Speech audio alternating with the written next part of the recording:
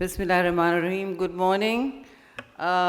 Ladies and gentlemen, Asfar Ehsan for making me sit here from what suddenly Karachi says is early morning. Since when did 9 o'clock become early morning? Felt like the crack of dawn when the announcements were made, and thank yous for turning up. You guys really need a dose of Islamabad. Start early and end up early. That's how businesses run, so I'm a little surprised that Karachi's beginning to start later and later. I believe it's not. So thank you for this. And again, other than my accident, I'm standing here at an egregious disadvantage because Asfar has not shown the video I asked him to before I came here. And also because I'm a lower riparian speaker.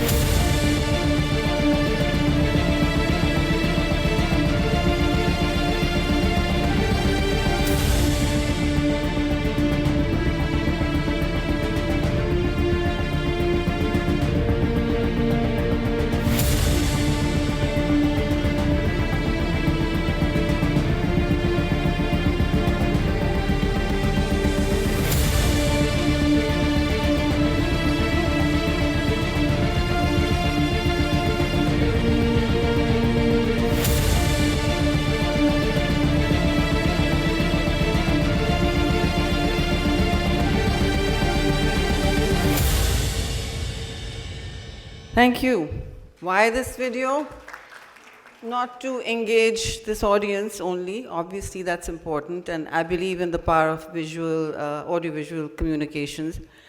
It's also to drag the Ministry of Climate Change, amongst many others, kicking and screaming into the 21st century from the 19th, not the 20th.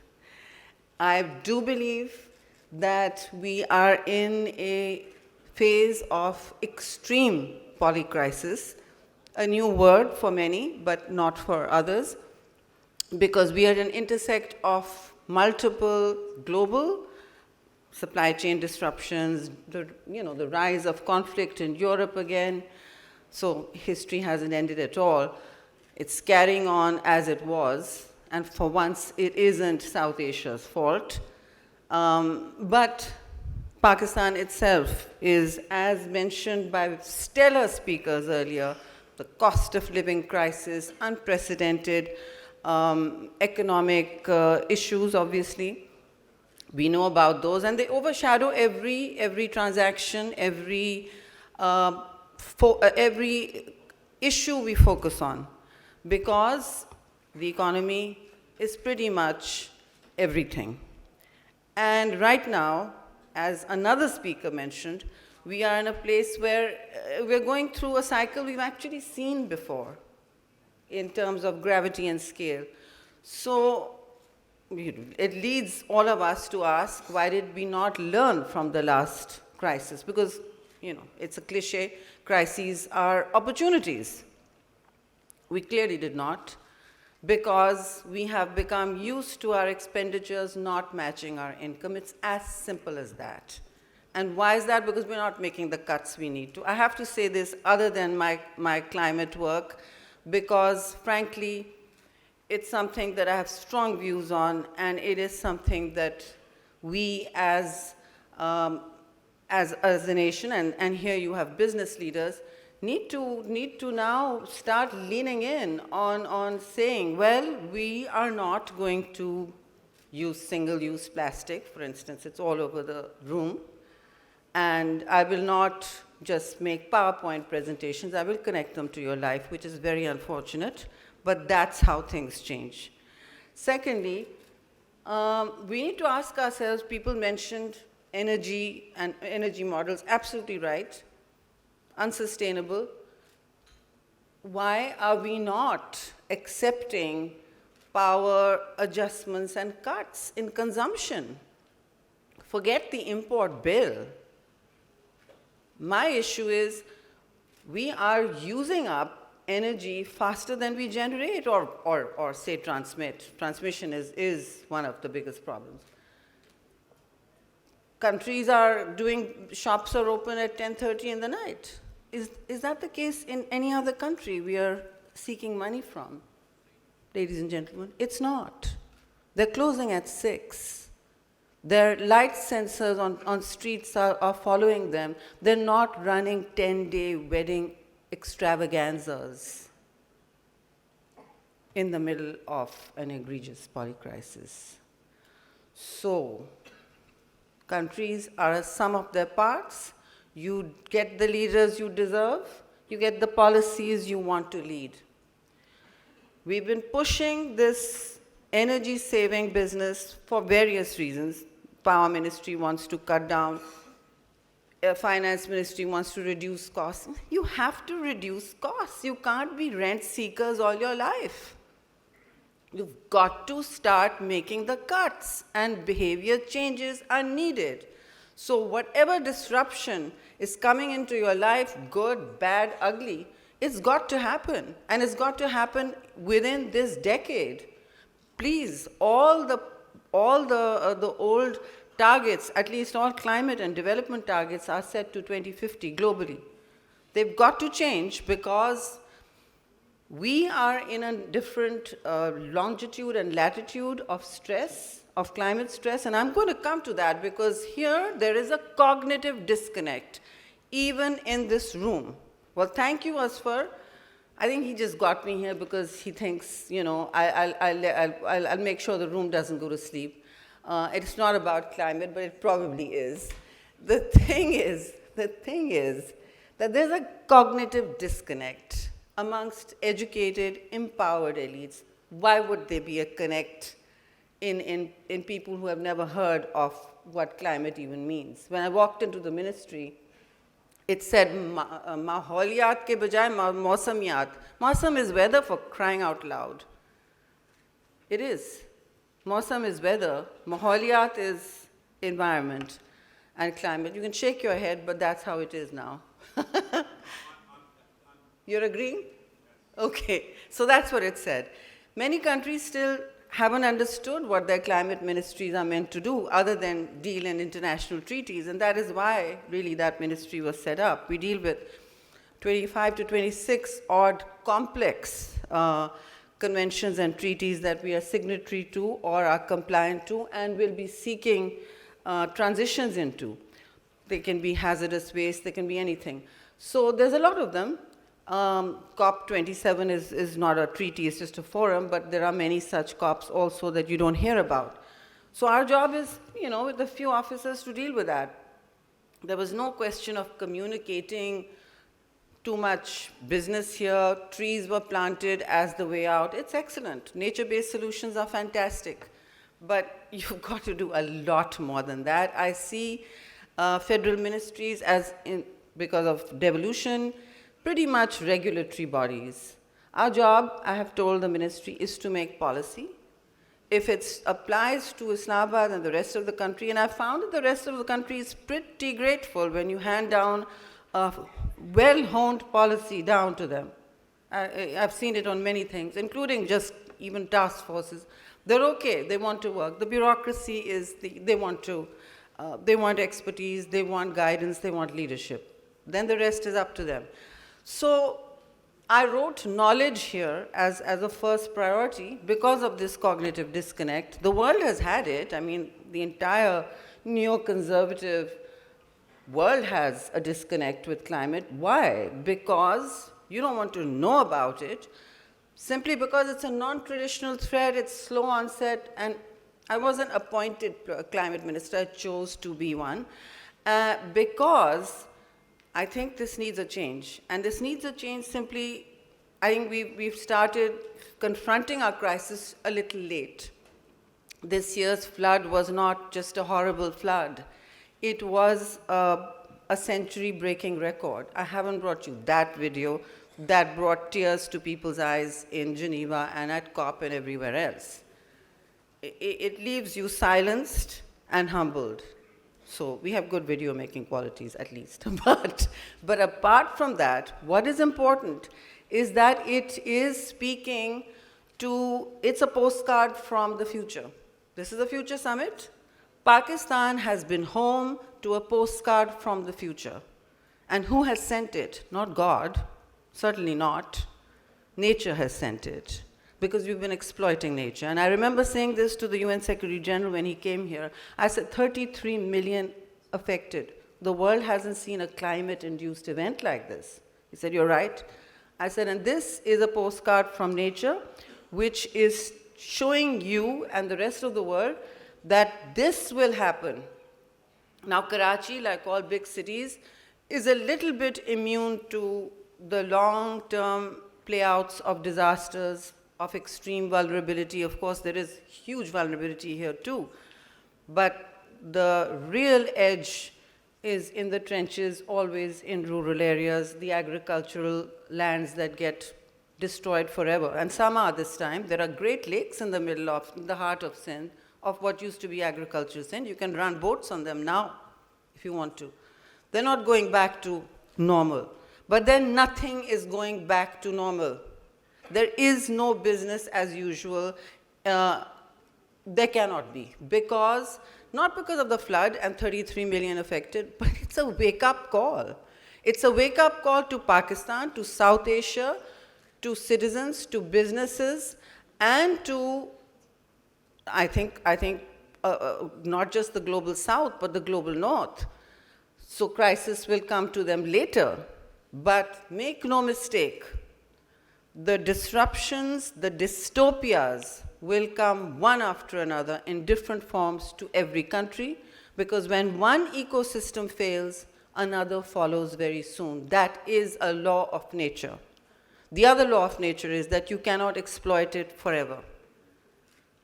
And Antonio Guterres was quite right. He said, this is a war nature is waging. And I told him, I said, well, we are the front line. We can't afford to be a front line again and again. We've already faced down the longest war, geopolitical war in history.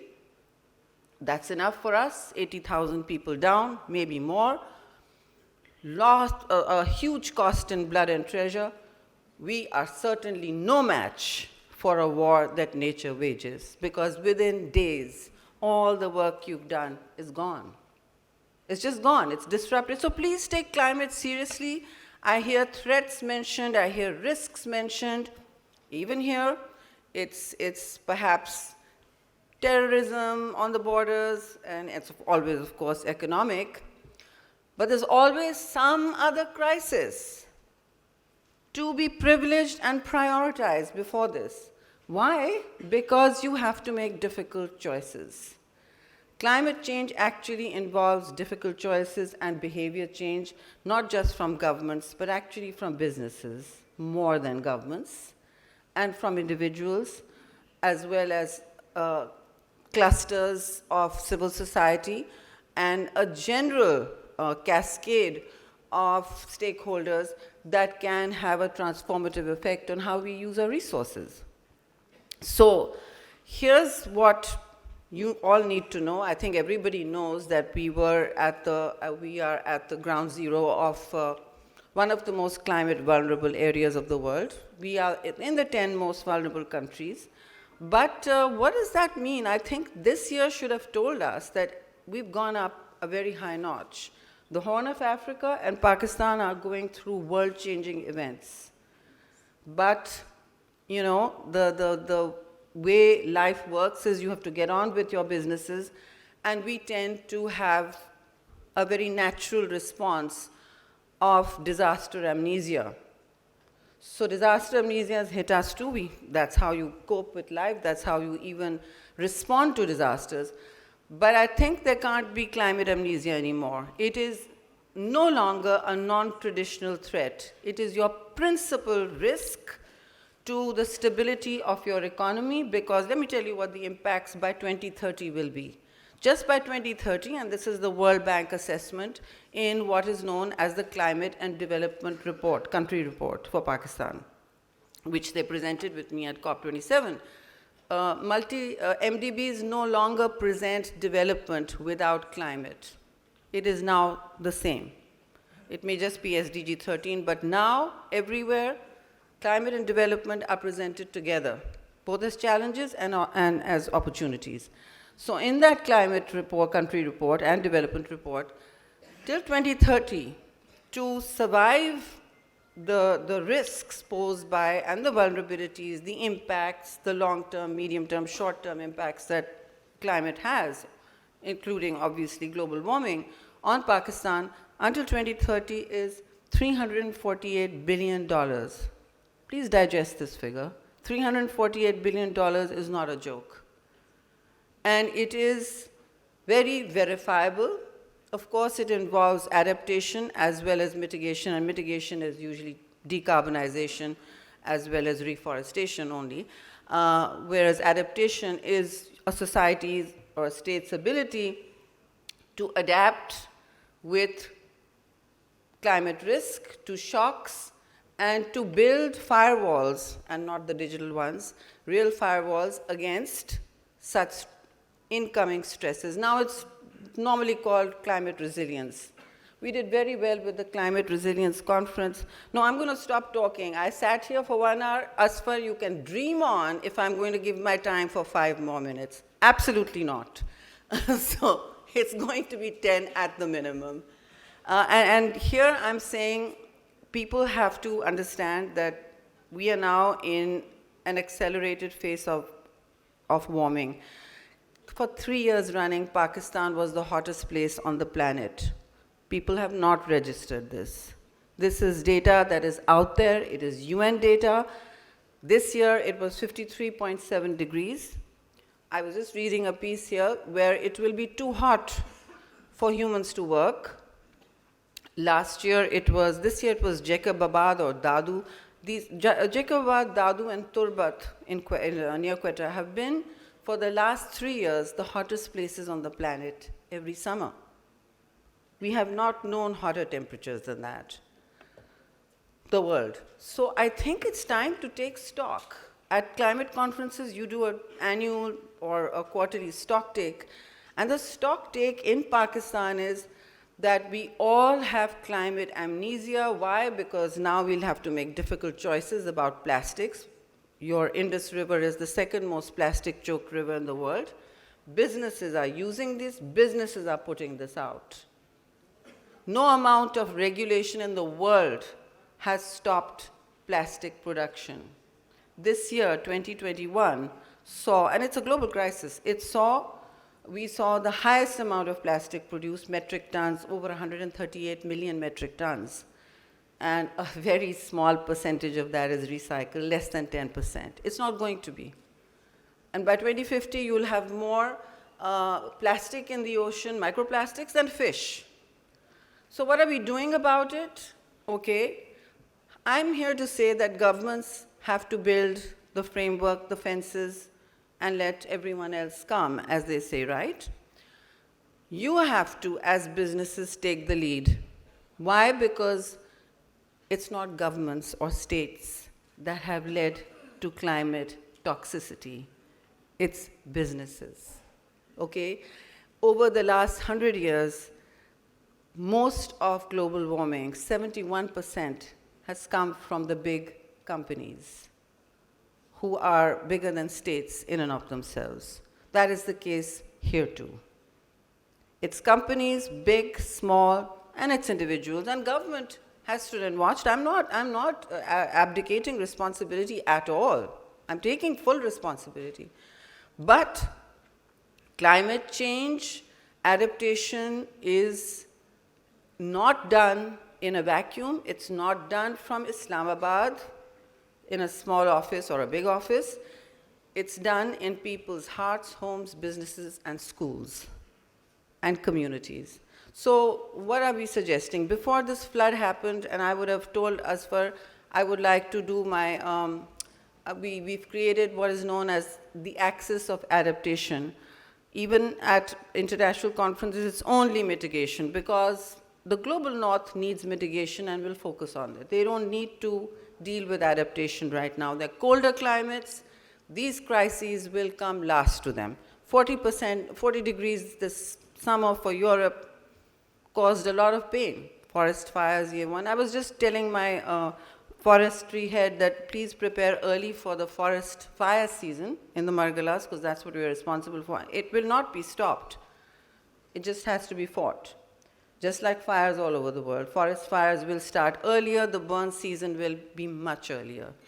And the future that we are racing towards is not 1.5 as determined by the Paris conference, and in English that simply means that 1.5 degrees over pre-industrial levels is all that the human race and this planet can endure. Otherwise, everything is up for a very, very cataclysmic change. In that, I think we're hurtling towards 2.5 or even 3-degree worlds by 2050. So for Pakistan and other less resilient countries, 2030 is the decisive decade. You've got to take all your actions prior and other before that, because by then you will have reached such a tipping point and such a scale of accelerated climate events that economies, businesses, homes, especially vulnerable communities, will not be able to respond or rebuild in time. And we, as we went to Geneva, I said this, I said countries like Pakistan may be in a rebuilding trap, which is by the time, and we did very well, we raised a lot of money at Geneva, there was confidence in this government, clearly, in the climate resilience plans we presented. And those are only flood resilience plans. It took us many nights, really literally many nights, in 2, 3, 4 ministries, including the planning ministry, to just create those documents, to respond to the flood and to make sure that they are able to withstand the scrutiny of investors, of MDBs, of our development partners and the international community. Obviously, we did well because instead of the $4 billion that we were expecting of commitments, we got $9 billion. The documents were, the resilience planning was excellent. Now, executing that planning on the ground, another ball game. It takes time. These are all big flood resilience infrastructure projects. Just pipelining the PC1s will take time. By then, you'll have another summer season. It could be a bad season, it could be a mild one, but definitely you'll see drought of some scale, which will affect the agriculture sector. And definitely you're in the middle of an energy crisis, so you could have many levels of distress, maybe this year, but definitely by next year. How are you preparing for it? As government, we had already launched something called the Axis of Adaptation. It's called the Living in This Initiative. I launched it at Davos and Geneva before that. But investors are all maxed out. We're taking their money into the resilience projects now. So the planning, the adaptation planning, which is from about $11 to $17 billion worth of 25 interventions, in all the cities clustered around the Indus, from the north to the south to the delta. Those are very, very exciting innovations. Some are very big, some are small. They allow private investors, and I'm going to ask a cluster to invest in that. We will work on this. We will do a presentation and show you what interventions are needed. Some are very big ones. Just to projectize some of the big ones, I have asked UNEP, UN Environment Agency, to build, start building the PC1s with Government of Pakistan. There isn't enough climate development expertise in our ranks, or even green financing. So it's going to be projectized. It will take time. But you need to know that the government is not sleeping on climate stress and on building walls of resilience. Our plan was in fact put on Twitter by the United Nations as the first model of hope of a country re-emerging from disaster with a real plan, and not just tears, and not just humanitarian cries of relief. But as we speak, 8 million people are still in distress in the interior of Sindh and some parts of Balochistan because they're still living near the water. They don't have homes to go to. So as you plan your next philanthropy, because Karachi is a very philanthropic city, I do know that from personal experience in my other lives of fundraising for big charities, do consider your own conduits to giving these people some relief. It's just relief right now. The reconstruction phases and the rehabilitation phases are to be taken care of by government and rehab partners. They will always be inadequate. 33 million people is the size of 3 medium-sized European countries. Your population is that big. So if a disaster happens, more people are hit. 3 European countries, come on. Even the 20 million that we were talking about at Geneva that were left as impacted is double the size of many of the countries that we were seeking assistance from. So we need to be, as businesses, as communities and states, agile and responsive and cognitively connected to the level and scale of crisis. I'm not doing a great job telling you about it because I'm not here to peddle more disaster. But it's very real. And what can businesses do? Let's talk about that. First of all, they can give it attention, both personal and public. One is, there is an initiative called Net Zero Pakistan, and I spoke to the speaker next to me, Mr. Aurangzeb from HBL, who incidentally has been accredited for green financing. They can now do green financing, they can receive funds. Only 2 entities could, now 5 can in Pakistan, much against the grain of our bureaucratic inertia. I've forced it through, so private sector banks can also now, the JS could already do that. Karandas will also be able to receive green financing through the Green Climate Fund and bring it here for private investments. Acumen Fund has also been, again, I said, kicking and screaming, brought in as a big agriculture, small agriculture climate investment of about $80 to $90 million. So these are firsts. The country did not even have vehicles to understand these. Our ministries are not designed for the 21st century. At least the climate is not. So I had to bring in whoever I could, private experts, to give my bureaucrats who are protecting, literally protecting, at least mine are, what goes on in the future and who suddenly goes belly up and then we're left with a bankruptcy and a crisis to answer for. That this is how the future, this is how blended financing will work, this is how interventions are needed. Okay, what can businesses do? Look, you have to first be very real. Most businesses are not reporting their SDG compliance. About only 25% are. There's a huge gap. They are not reporting on any SDG compliance. Their ESG is very low.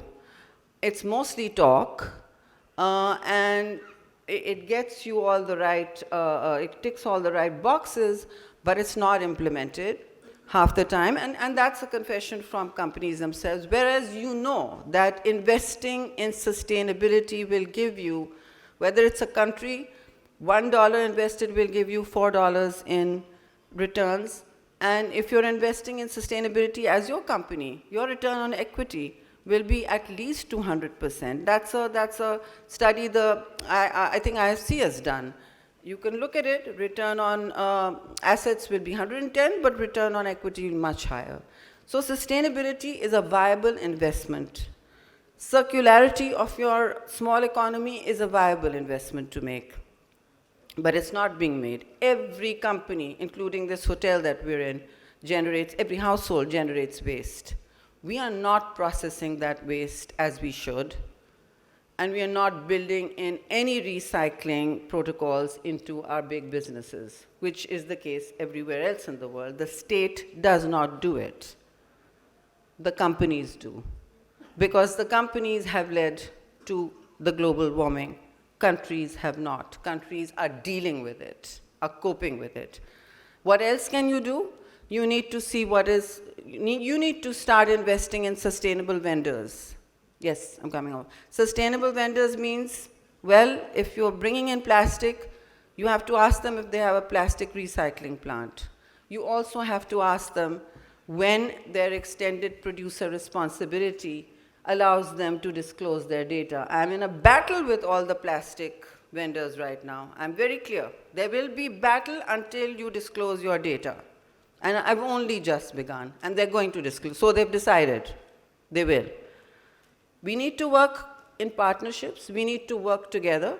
You disclose your data, we will assist you to start the recycling initiatives. Because tomorrow, if the human race was bombed out, if there's an extinction event like the dinosaur, all the world will be left with is plastic, just mountains of trash.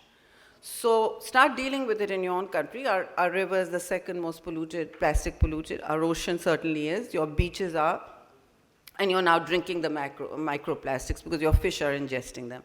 So you need to do this. The bottles in this room, I mean, the government of Pakistan is getting a thing from me that they will have to eliminate it. My office has, my Senate has. You just have to eliminate it. You were drinking out of glass, were you not, 20 years ago? Younger, older people, you were. You're just going to have to go do that. It's just a little bit of pain, but you have to do that. Your homes, your offices, start at the top is my plan for government. We will be doing that, but along with that, I'm rolling out regulations for extended use of plastics. I'm not doing that without talking to the businesses. That's what's taking so long. That involves Engro as well. And Nestle, Engro, PepsiCo, Coca-Cola. Too bad you have to be in that conversation, and we need to see transparency and get moving. So be transparent in your carbon footprint. Decarbonization will start with businesses. Governments are not particularly big carbon actors. I mean, our parliament building, for instance, is green. Entirely, it uses its own, and it generates its own energy. In fact, it's a net metering. We sell to the national grid. So start doing that. Also, other than vendors, start seeing how you, not just reducing waste, better vendors, waste, but you have to also cut down on your energy usage. What protocols are you, putting in for that? Somebody else pays your bills. Other people's money is great to throw, but you're using up the energy. And I think that's a very viable case to make to businesses. Start factoring in sustainability in your business model. And please start registering for net zero.